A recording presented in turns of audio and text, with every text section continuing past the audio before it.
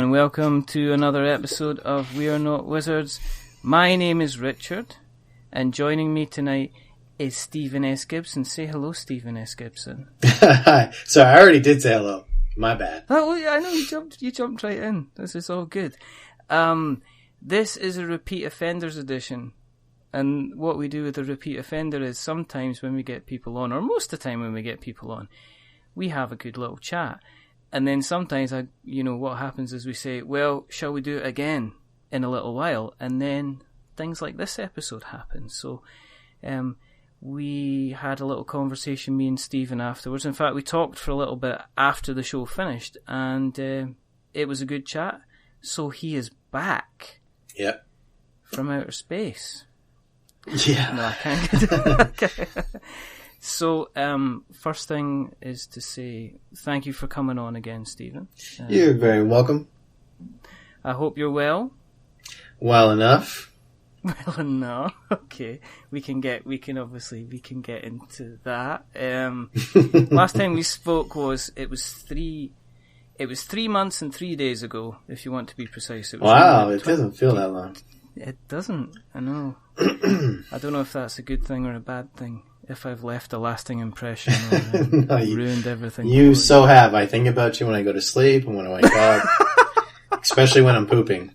You're definitely on my mind. That's just so...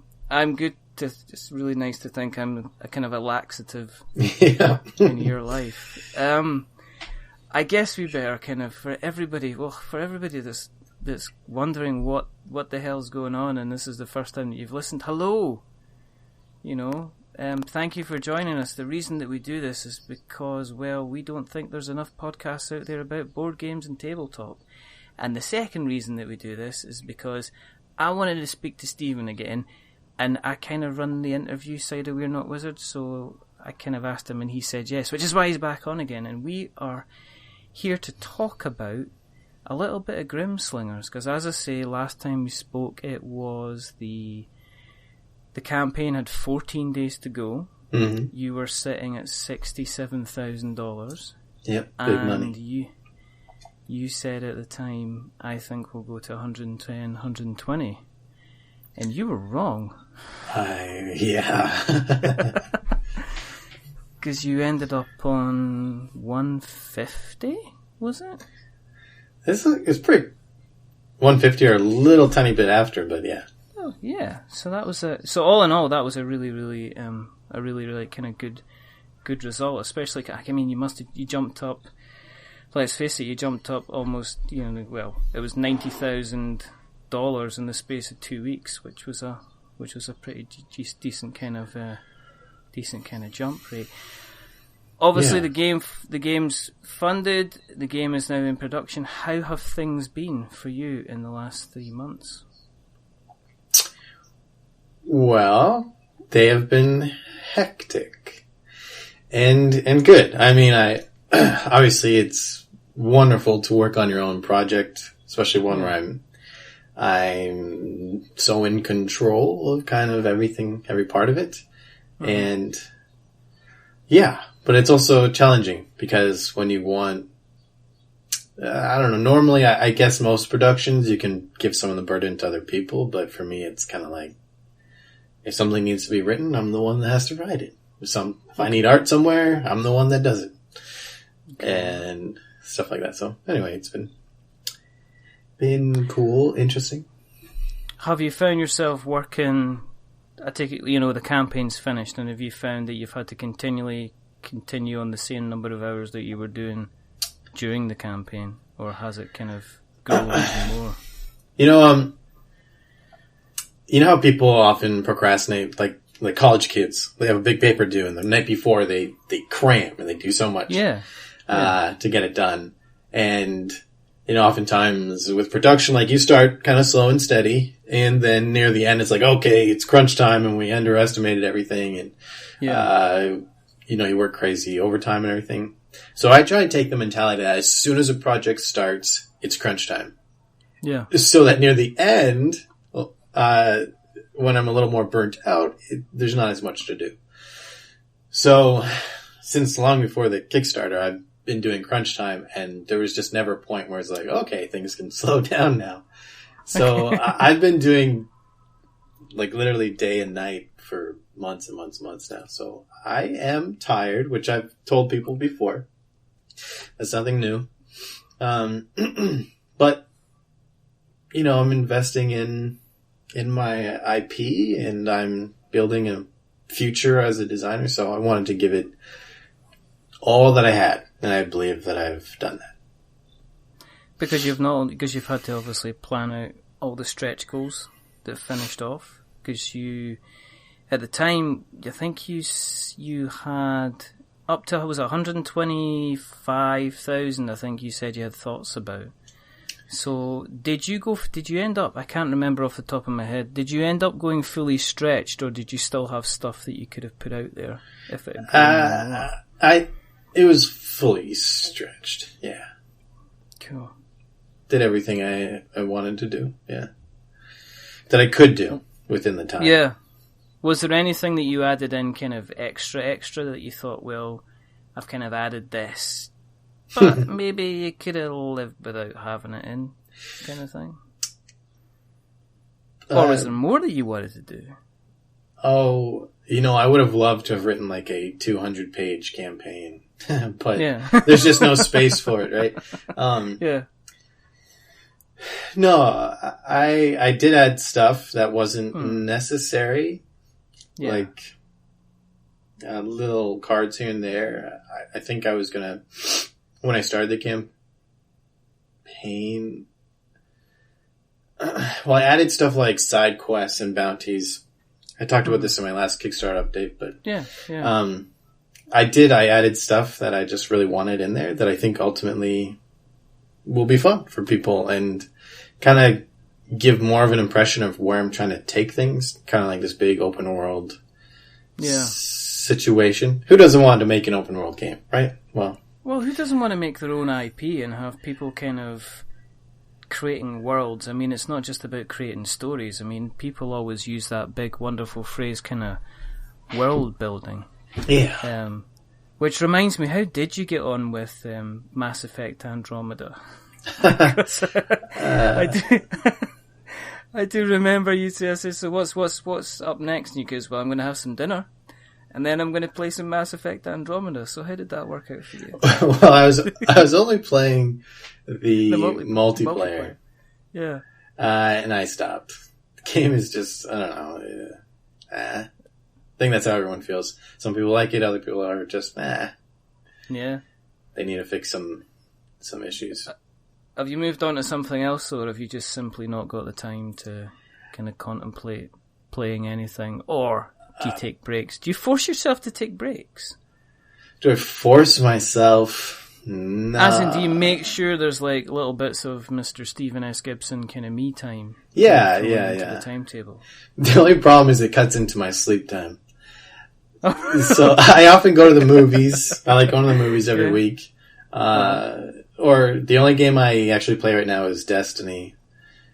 Really? And that's it. I love Destiny.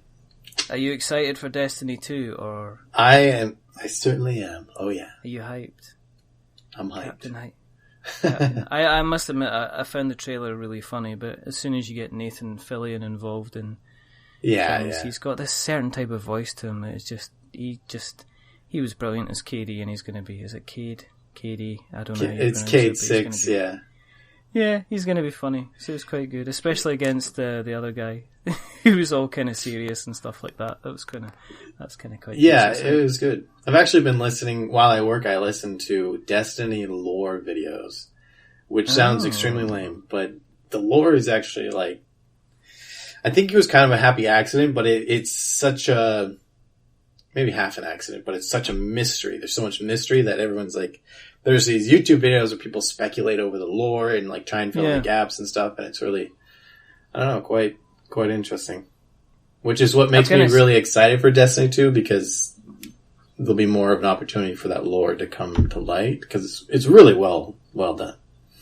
Yeah. It's one of these things that kind of grows organically. When you're doing world building, I think half the stuff you try and plan out, and the rest of the stuff kind of ends up falling together like a kind of like a happy a happy kind of accident, kind of thing, which is always kind of good. And I think Destiny kind of ended up like that towards the end, but people kind of complained about the kind of the lack of content in some places. But you know, still you can't blame Destiny for its mechanics, because it's solid. I mean, let's face it, when the latest version of Halo came out, it didn't come across too well, and people are still going back to Destiny. So it's all good in the hood. I find it interesting because when a game has a solid gameplay loop, like Destiny, it's go shoot stuff. Get loot, check the loot out, go shoot stuff. But that loop is so enjoyable that even if you're doing it a million times, for a lot of people, for millions of people, not everyone, that's all they really want. Like, the story is always going to be consumed ultra fast. You can never have enough story content. No. But as long as that gameplay, like the core gameplay loop, is solid, then people are going to keep playing. Which is interesting because most board games are just the gameplay loop, right? Like, they don't have all these campaigns and blah, blah, blah. No. You know, like Love Letter, all it is its little gameplay loop. And yeah, that's all it is, yeah. So, I mean, you're not trying to build a story into why the princess is there in the first place, kind of thing. I mean, but that's what your legacy games are coming in. I think they're trying to build in that kind of extended, discover the story kind of as you go kind of thing. But yeah, and those are cool. Yeah, but the thing about video games is, I guess, is because you've got the kind of the YouTube and the Twitch crowd out there, people try to race through the stories as quickly as possible. It's almost like there's a race for people to stream or release a video saying, here's the Lego Batman kind of video game story, here's all the cutscenes, and here's all the parts you kind of need to know. And there's always seems to be like a big rush, and you see it all the time. I mean, your IGNs and your video gamers of this world are always kind of releasing content of, you know, the kind of the who can get the story out kind of the quickest, because it always kind of generates hits. Yeah, and like the speedrunners, like, I beat the game in like 30 seconds. It's like, exactly. It's interesting because it takes a lot of skill to do that, but I have a hard time not feeling like that was a waste of time. But I mean, like, if they're YouTubers and that's how they make their money, that's cool. But yeah, that's fine. Yeah, or they're just doing it as a hobby. Obviously, your hobbies are oftentimes just a waste of time that you enjoy. Exactly. People would say that about work as well. Sometimes, yeah. But so where are you in terms of production? I mean, for everybody. I mean, obviously, everybody that backed, they'll be getting the regular kind of updates. But you know, one of the things we like to do is when we get someone on like yourself that is effectively at the business end of putting the project out there. I mean, where are you now in terms of having the game in your hands type thing? Well, I finished all of the art on the weekend. Now today I'm color correcting all the files, which is incredibly boring. Just because stuff prints out darker than you see on the computer screen. Okay. And so you have to like basically guess at how dark it's going to print out and adjust for that in the file. And it's an interesting science, but or method anyway. So that's what I'm in the process of doing. And then the only thing I have left is to review the rule book that Greenbrier has put together and finish writing the campaign. I have the final chapter to write. Right. And then I'm moving on to the next project. So pretty much at the tail end of things, like pretty done. You're doing a lot of stuff yourself. I mean, are you getting support from Greenbrier at the moment to kind of, where are they kind of stepping in and helping out? Well, Walter at Greenbrier helps with playtesting. He's been doing a lot of the rulebook writing. And he lets me bounce design ideas off him, so I know that I'm not crazy. And Yeah, so that's a big way. They Zach at Greenbrier, he handles all the file management and actually sending it off to the printer. Then Julie Ahern does an editing grammar pass on everything. All right, okay. And then obviously they also take care of all the marketing and manufacturing and stuff like that. So okay, I'm like the creative guy where I'm doing like the playtesting, designing, writing, and art. Yeah. And they take care of the really boring stuff. Okay. How do we get this stuff out to people, and how much card do we need to make this kind of put this together? And are they getting it manufactured is it getting manufactured in China, or is it getting manufactured within kind of Greenbrier itself? No, they have a manufacturer, like, as far as I understand, he's American, but he has it manufactured in China.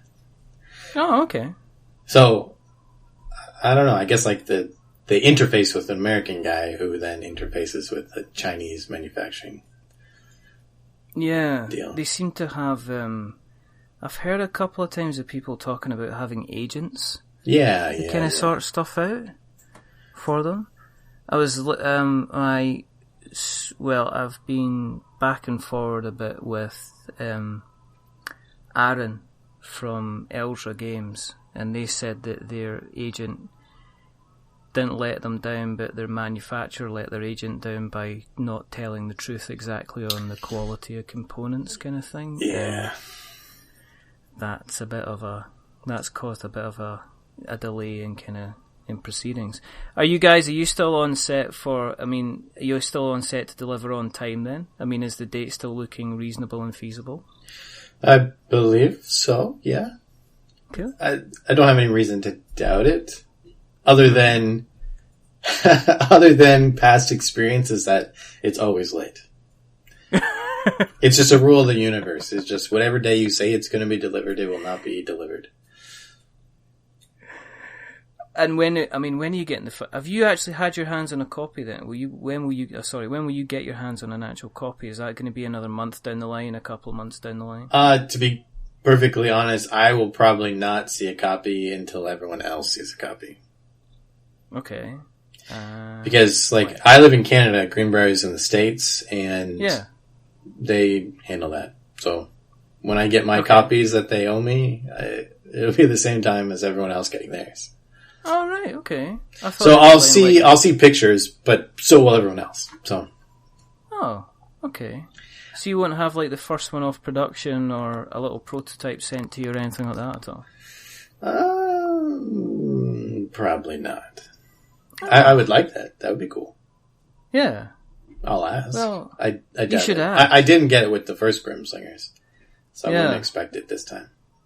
Oh, that's a shame. It'd be nice to think you have your little kind of box, and this is my little prototype, and this is before it was all kind of officially manufactured. Because you see, I've seen them quite a few times for a few creators saying, "Here, I've got the box. It's DHL'd from China. Here's the stuff, and here's the kind of the proofs." And they're kind of going through it like it's like a kind of a kid in a candy store. They did. I mean, this is very much after the fact, but they gave me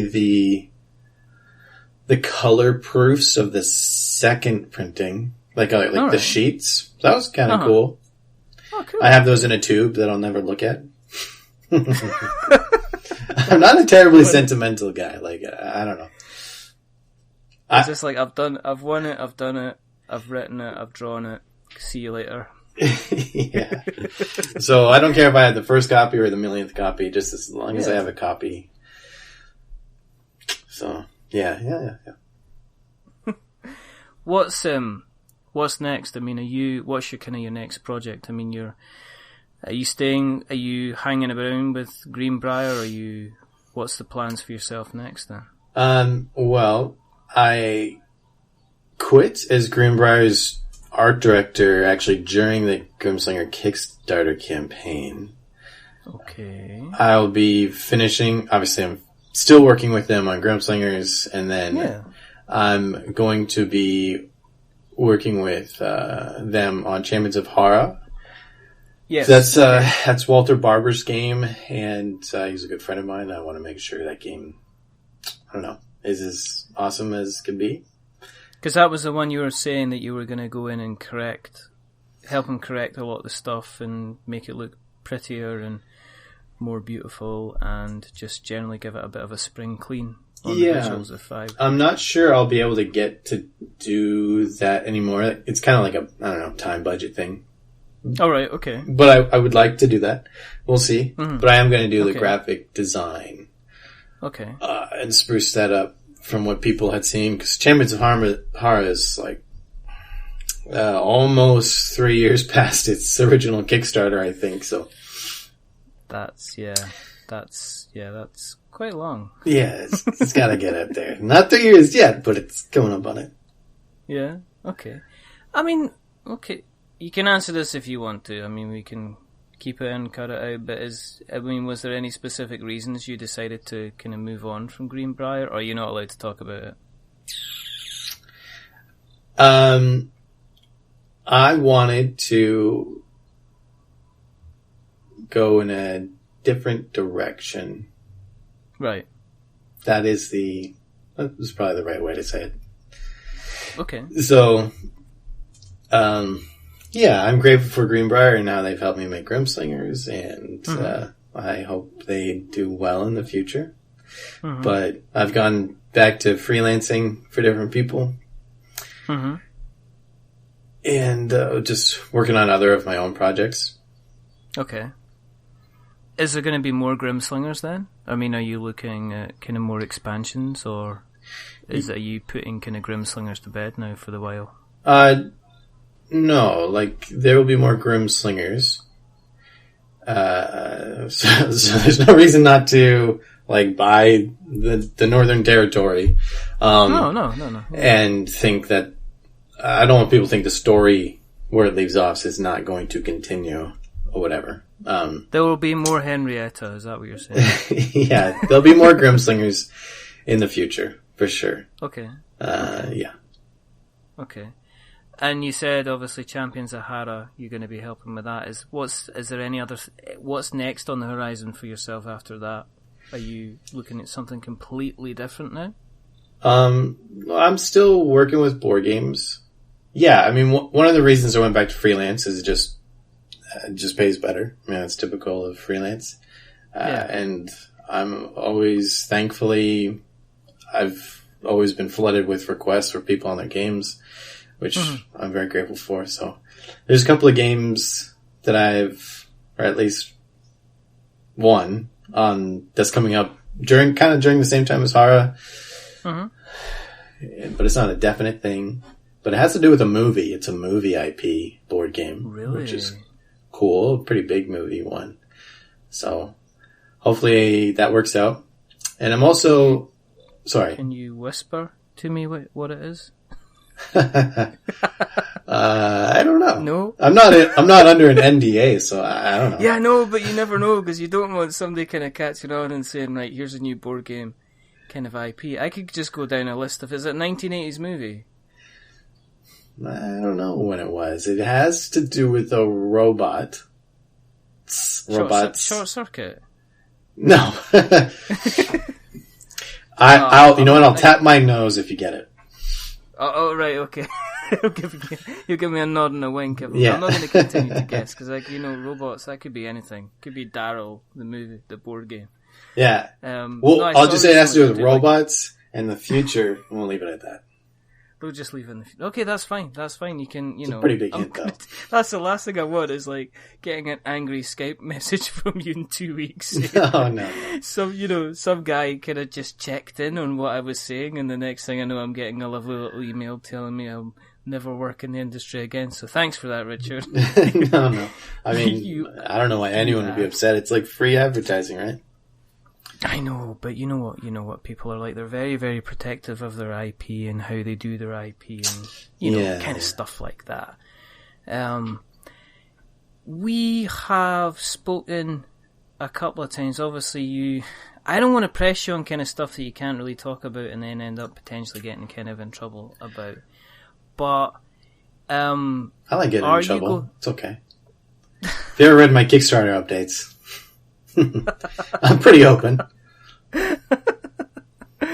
In terms of as I say, going forward, when you mentioned last time we were talking about the video game that you kind of got started on, and then one of your interests is trying to marry kind of video games and board games kind of together, in almost a case of creating kind of the ability to use kind of video game technology to enhance kind of board game kind of experiences. So that actually is my next personal project. Okay. While the Northern Territory is kind of having its time in the sun in retail. Yeah. So I'm going to let Northern Territory, have its day. And while that's selling hopefully well and people are playing it, I'm working on this other IP. And it is a mix between a board game and an app. Okay. I've been working on it. I have a partner on it, and we're actually using visual scripting or visual programming. I guess it's the same thing. Unity, and we're using. No one's going to understand what this means, but we're using org framework and dialogue system, so that we don't actually have to write a line of code, but we're able to create this choose your own adventure RPG kind of thing. And everything I think I was hoping to accomplish, I think I'll be able to. Okay. And my plan right now is, depends on if any of the publishers I show it to get really excited, but the plan right now is to launch it myself, like a very small one, like sell 250 copies or 500, and just kind of test the waters to see how well it does, and then go there. But it should be pretty sweet. It's a kind of a loot collecting game along with choose your own adventure, very open worldy. Ooh. Like Grimslingers is, I'm only interested in making an adventure game, so it has a really cool narrative driven combat system where it takes into account who you are, what you have, and what you're made of, and your intelligence and all that stuff, as well as the creatures. So, for instance, say if you were to throw a grenade at a creature, if the creature's intelligent, it will react in the program will choose between several options based on its intellect. So if it's dumb, it might just look at it. But if it's intelligent, it might try and kick it, or it'll pick it up and throw it back, or it'll run away or something. So, and the combat's also written narratively. So it won't just say, do 3 damage. It's you dash to the side and then pull out your gun and aim for their head, and then the creature dodges. It'll have this narrative flow, because one thing I like is when, the adventure and the combat are they're not two disjointed things. So that's why the combat's narrative. So it's just this flowing narrative that you could tell your friends after you played a session, be like, this is what happened to us. And we came across this giant creature and, it did this and that. And you'll be able to tell these stories. And the game's telling a story. And so another thing is that, sorry, I'm excited about this. Another thing. I don't know. This is why I want to get onto this, because, you can tell. Yeah. This is a guy that's been doing days and nights for the last 3 months now, and this is you perking up, which is always good. Yeah. So another thing that the combat takes into effect is, I call it the trait system to make it sound fancy, but essentially everything is composed of traits. So if you have a sword, it's made of metal, it's sharp, and that matters. So if you try and hit a tree with your sword, it's not going to do much. But if you try and hit it with an axe, it'll do more. Or, if you're trying to hit it with a hammer or something.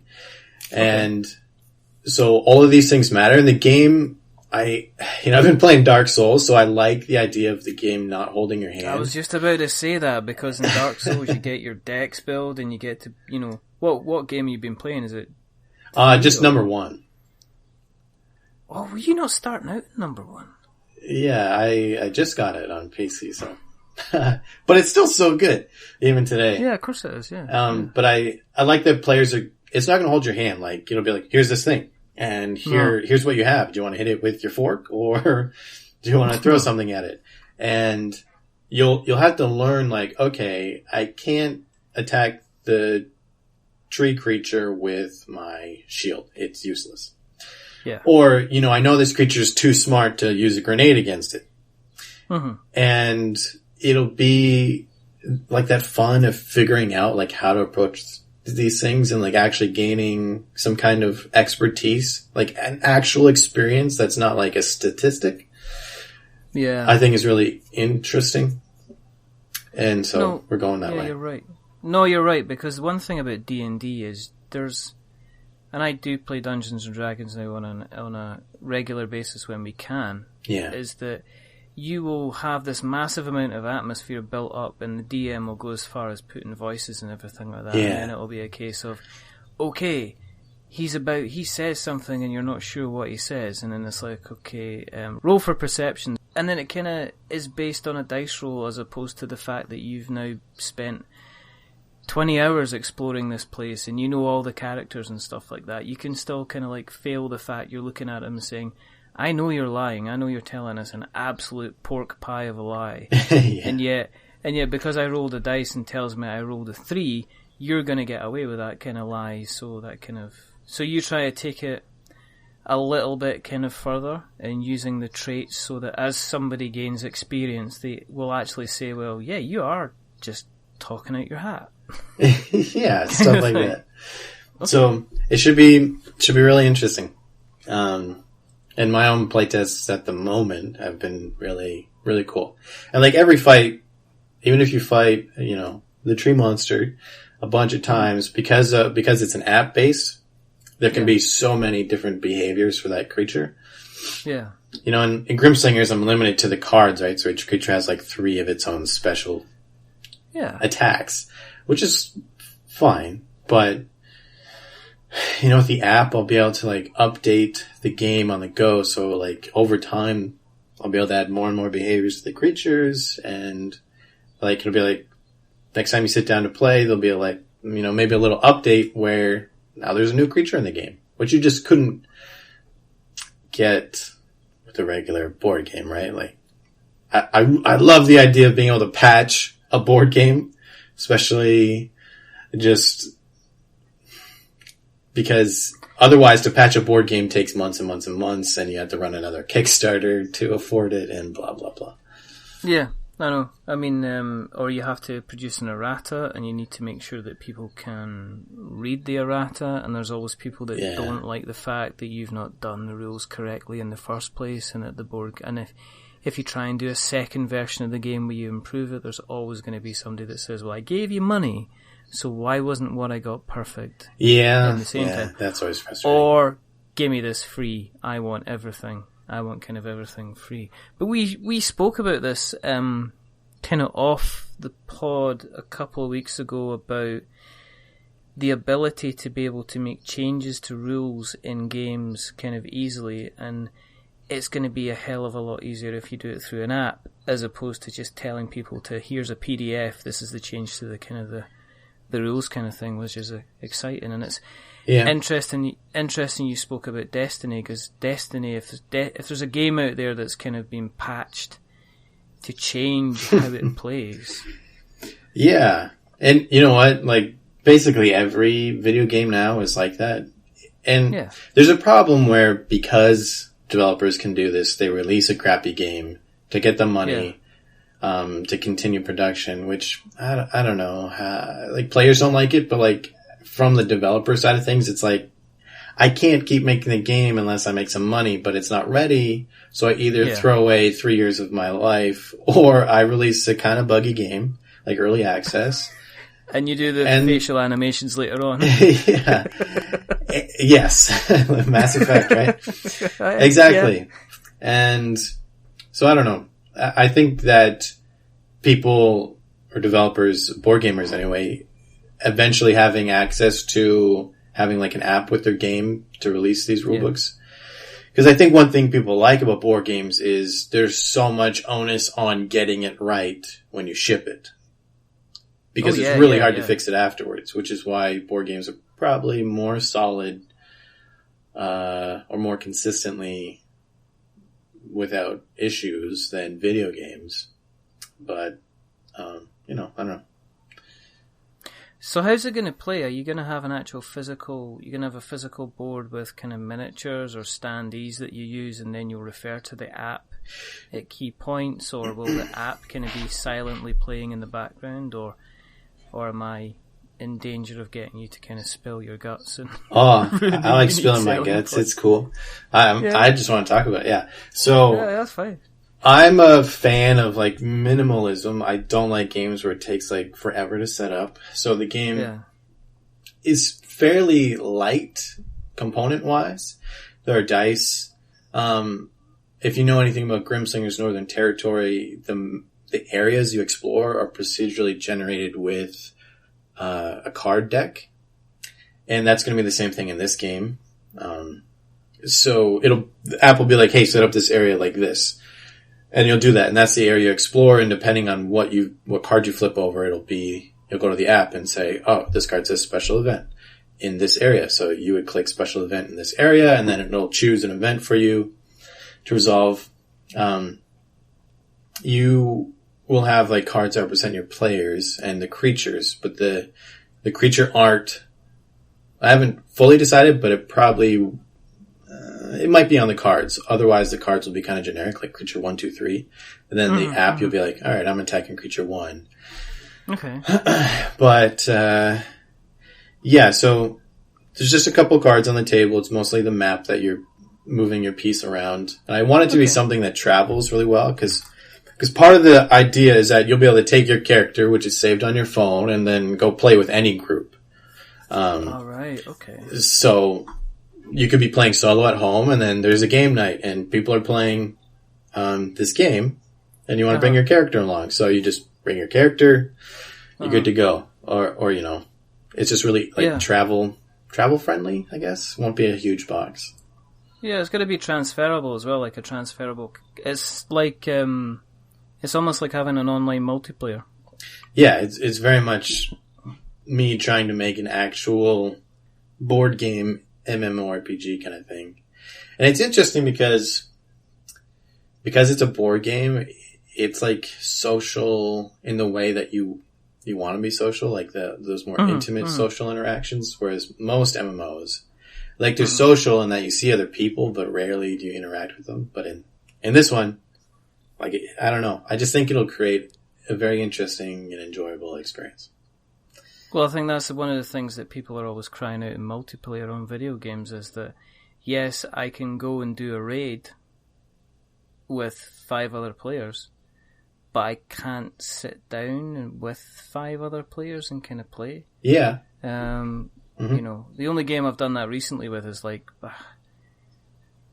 I play Mario Kart now on the Wii U, but the reason I play Mario Kart on the Wii U is because I can sit down with, my wife and my kids, and we can sit on a 4-player split screen and we can play everything in the same room. The thing about Destiny is because of the type of game it is, you don't get that kind of in the room kind of split screen side of things. So that you're kind of missing out on the sitting next to somebody and kind of working through something together. I know you get this thing in D&D, which is good, but the transferable character, the fact that you could actually have a consistent character all the way through. Because even your Roll20, you create a character for your campaign, but you're stuck in your campaign. You can't... obviously, I don't know enough about Roll20, but I know that... I don't know if you can take the character that you have and then transfer them automatically into another game without kind of copying all the details down. To have something that's consistent would be cool. Yeah, it's interesting because I think the board game and the digital side of things have really good strengths, and when you put them together, it does some really cool things. So like with Destiny, I can't take my Xbox character and go play with my friend who has a PS4, right? No. But because the the character is just on your app and you have this like kind of analog situation, your character's not bound to a particular campaign or whatever. Like if you just want to take your character and go play with a friend and play through his campaign and everything, like you'll be able to bounce around as you want. Now it does require the campaigns and whatnot to be written in a certain way, but I don't know. I think I could be onto something pretty cool. Well, you've already got. I mean, if you do, and you've been playing Dark Souls as you said. So have you managed to do any summoning of people or get summoned into people's games? Yeah, I was playing with a friend for a good portion of it, which it's frustrating. They made it so annoying to play with a friend. Like you're like, we finally got together, and then somebody else joins and kills you both. You're like, now I'm out of whatever it is, the husks or the large souls or something. My humanity's gone. That's what it is. Yeah. But at the same time, it does a really good job of when you do have somebody summoned into your game, it kind of ups the difficulty of the boss, but doesn't necessarily up the difficulty of the minions that you face. Yeah. So ultimately, you have a fantastic kind of challenge. They had actually, it's really weird that I don't know. Did you see the board game? Yeah, I heard it was pretty good. Like very reminiscent on the video game. It's very loop the loop. It is a case of it plays like the board game. It's like usually when you do a dungeon crawler, it's like you start off in the entrance and you've got to face against, Thorax the Smelly over here, and if you beat him, then you're fine.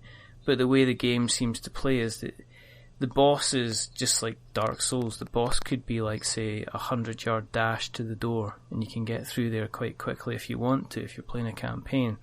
But you have to replay the levels again and again and again in order to gain enough souls, in order to get experience, in order to get equipment. So that kind of like works out quite well. Mm-hmm. It's an interesting game to experience. It's very, very Marmite-y. Some people like it, and some people I know who are big on their board games really don't like it. Kind of like at all. With this, then, is this the kind of the arena you're going to be kind of staying in? Are you still going to be doing the kind of like the freelance art? I take it that's going to be your bread and butter. Are you going to go back to cardboard again, or does it depend on the project? Like Grim Slingers will probably stay fully cardboard, most likely. Although, I just generally get frustrated with the limitations of like, if I want to do a 100-page campaign, like it's really hard because it's very expensive, like component wise. But in the digital space, it's no cost. Yeah. Other than obviously my time to write it, but yeah. But Grim Slingers will probably stay cardboard, and I'm still working on other people's projects, but it's certainly my idea to just work on my own stuff full time and like still make good money, Yeah. So you've got that coming up. Have you got like a birthday for that game then? Is that still very, very much in the drawing board, or are you close to kind of putting something out there that people will be able to see? Well, I was hoping to release I call it the Hybrid, which is the board game app. I was hoping to release this is my plan. Okay. So, there's going to be an app. The game is called, at the moment, Vera, which is the world it takes place in. And we're going to release an app called Vera the White Stone, which is just an app. It's a choose-your-own-adventure app. Okay. It is meant to show that we can do the digital side of what we eventually want to do with the hybrid. So we'll run a Kickstarter and be like, hey, look, here's this choose-your-own-adventure. Yeah. And it has all these cool elements like narrative combat and junk like that. And then once I go to do the hybrid, I want to run the Kickstarter and be like, hey, look, I did Vera the White Stone. I can show the people that I know how to do the digital side and take care of that. And then with Grimslingers and everything I've made there, I can clearly show that I know how to do the board game side as well. And now this is the putting them both together. And so that people can be confident that I can deliver, and also that a lot of people can be confident and buy into it. you know? So the more people playing it is obviously going to make the game life much longer. Like, I want to be able to deliver DLC. Yeah. And stuff like that. So. Is it going to be a kind of a box game kind of purchase? Is it going to be like a one-off? Are you thinking about doing a free-to-play version kind of thing? Are you still... My current plan is that there's kind of like a free-to-play version. Well, the Apple, it's either like for the hybrid. My plan is for the Kickstarter, it's like you can buy the app plus the print and play because there's not a whole lot of components. No. Or you can buy the physical game and you'll get the app for free. Okay. Yeah. Okay. So the barrier to entry will be small. That's what I want to do. Yeah. So. And have you got ideas to kind of expand it into kind of different kind of genres away from, into different things like space, high fantasy, Well, I'm hoping to develop, how like D&D has like the D4 system, whatever, and there's all these games like kind of based off of D&D. Like there's so many games based off of Magic or whatever, but yeah. But even with D&D, I feel like there are games that like literally use D&D's rules. Yeah. And put a new coat of paint on it. I'd like for this app board game thing to be kind of like, I don't know if there's the right way to say it, but like, how there are game engines like Unreal Engine and Unity and stuff like that. Kind of like an engine that I can build other games on. It'll basically be the same game, but it'll be a different world. Yeah. Like different story and stuff like that. So, yeah. The one that we're working on, Vera, is... it'd probably look kind of like a fantasy, but it's not. Anyway, like if you know Grimslingers, I'm into like talking to me like a politician here. It's gonna be like this. It's gonna definitely be orange, but it will also be green. Yeah, it will. It might be yellow, but it might also be black. From face value, it'll probably look like a fantasy, but there aren't like elves and orcs and stuff. Well, as we say, if anybody comes to you with an elf, you're just going to send them away anyway. In terms of, draw me the elf. Are you going to go and do a complete kind of 360 revolution and go back to the original kind of, was it the High Noon that you did originally? Are you going to High Moon? No. I do still want to make a Grimslingers app. I still think the game would work really well, but it's like really expensive to do that. Yeah. So if somebody came to me like, hey, we'll give you a royalty if you let us make the Grimslingers app, I'll be like, yeah, man. Okay. I'm cool with that, bro. Yeah, just give me, just whatever. That'll do. And some zeros. Yeah. Can you do an extra zero? Can you put a 5 on the end of that? And then a 4? And then another 0? It'll be like some kind of version of Maths and Countdown or something like that. Yeah, sure. But, you've got, as I say, Grimslingers. We're getting there with that. That'll be coming out. You're going to be working with, as you say, Walter, on Champions of Mara. Avara. Sorry. Havara. I can Hara. V8 is it Hara or Vara? It's Hara. But the game I'm working on is called Vera. What? Okay. I'm sorry. You'll be okay. Oh my God.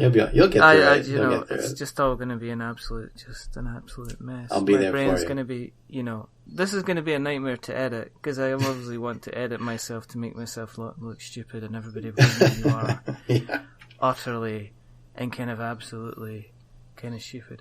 Are you planning on kind of like stopping for a couple of weeks in the near future then? Is there going to be a point where you're just going to sit down in front of the TV and go, today I am doing nothing, or are you...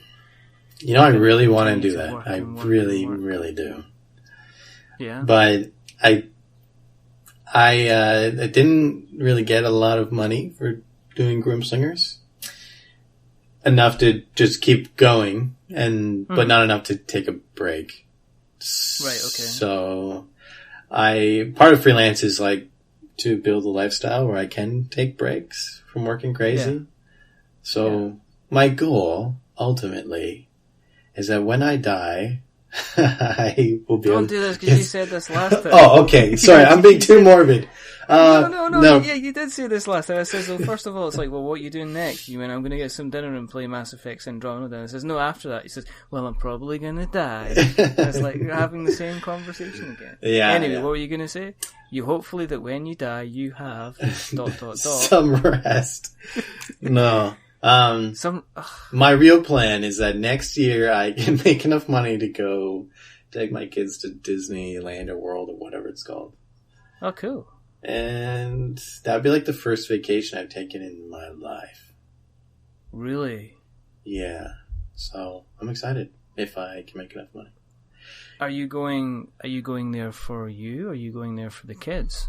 Because I've looked at it as well, and it's really expensive to go. Yeah. And I think it's probably going to cost $6,000 or something like that. That's a lot of freelance. Yeah. But I'm hoping to do a couple bank jobs. I just mean like graphic design for banks. Don't get any crazy ideas. Wink, wink. Just kind of run in, throw crayons all over the place, and then run out again. Collect yourself a couple of thousand from that. That's kind of fine. I think it is for me as much as it is for the kids. Like, I'd like to go to Star Wars Land if it's open. That seems cool. Yeah, you see, this is what I'm thinking as well, because folk was like Disney, and I'm like going, Mickey Mouse. Yeah, well, Mickey Mouse. Yeah. And then somebody went, nah, man, Star Wars Land. And I was like, okay. Yeah. I mean, it's going to be so cool. When do we start the Patreon for the podcast? Yeah. I'd like to make it clear if the Patreon's up and running that we're not going to be spending any money at all on the podcast. It's going so I can go to Star Wars Land well, when it opens. It's a noble cause, my friend. Oh, it has to be. You have to be. Yeah. A quick aside, did you hear why they fired the directors for the Han Solo movie? No, I didn't. Apparently it was like they had the characters acting like Jim Carrey out of Ace Ventura. Seriously? Interesting. Which was kind of like, That seems like an exaggeration. Probably is. Ace Ventura is really out there. Yes, I don't know. You can imagine maybe Han Solo kind of calmed down. Maybe Chewie was the one that calmed him down. Yeah, you know what? But though I think obviously it had to have been bad because it probably cost a lot of money to make the change. Well, I mean, for you to fire a director, I'm assuming that they would, to make it easy and to not enter into litigation, they would have just given them some money and told them to go. Yeah. So, and then to get Ron Howard on, I mean, Ron's not going to work for free. Yeah, what has Ron Howard done? He's done lots of. He's did like A Beautiful Mind, and he's done a whole pile of like Oscar-winning. You say that it's like, what is Ron Howard? And you like, and then people like reel off all these films that he's done. And you're like, all right. But I think the big joke at the moment is the voiceovers that he does. Every Ron Howard film, there's kind of like, somebody says something, and then in the background somebody says, "Actually, it wasn't." Thing before they can, before they kind of move on. So it's kind of exciting. But then we've got kind of like, so that's just very, very, very, very, very strange. So Disney World, potentially, if you don't get caught for these bank jobs, you'll be fine. That's the goal. But it sounds like you'll be relaxed, you'll be due a good break, and then you can get back into kind of like the next thing. If people want to keep an eye on you and what you are and been up to and what you're doing, where can they find you on the internet? And we've asked this before, and if people go back to the episode on the 23rd of March, they'll find all these things because they will be in the show notes. But remind everybody where they can find you, Stephen. Well, I live in London, Ontario. If you want to look at my window. I Don't tell them where you live. I don't think I have any enemies like that yet. No. But it would be interesting to find out. I know. No, I don't know. I have a Twitter. Yes. And it's like Isaac Black Games. It is. And there's the Grimslinger Facebook, just facebook.com/Grimslingers. There's also just me on Facebook. You can add me and I will post random dumb thoughts about things. Or intelligent thoughts about things. Like Facebook video ads. That's so annoying. Who decided that? I have no idea. Have you experienced them? I get them a lot. It's like you're watching something and it's just like, here's a video ad. And you're like, well, not watching it anymore. No, yeah, it's like you're halfway through it now. It's like, here's the next trailer for The Last Jedi. And then, just intermission. Yeah. You suffer from a bad back. You thought it ruins everything. So it's like, what are you doing? I was saying the other day, I was speaking to one of the former guests on the show about FBA, Fulfillment by Amazon, because they look at shipping their stuff out of America. Mm-hmm. And we had a conversation through Facebook, through the call app thing. Oh, yeah? And the next day, there's adverts in my Facebook feed for using Fulfillment by Amazon. And I'm like, come on. Are you listening to my phone calls, Facebook? That's kind of like scary days. They are very on target with their ads. Yeah, they're a bit. It's like when you try and find something, you go and look at something on Amazon, and then it follows you from website to website. I always get this one Facebook ad that is the Hollow Earth Theory DVDs, and I'm like, oh, you know me so well, Facebook. Exactly. Come and join the Flat Earth Society. Yeah, I'm not that crazy yet.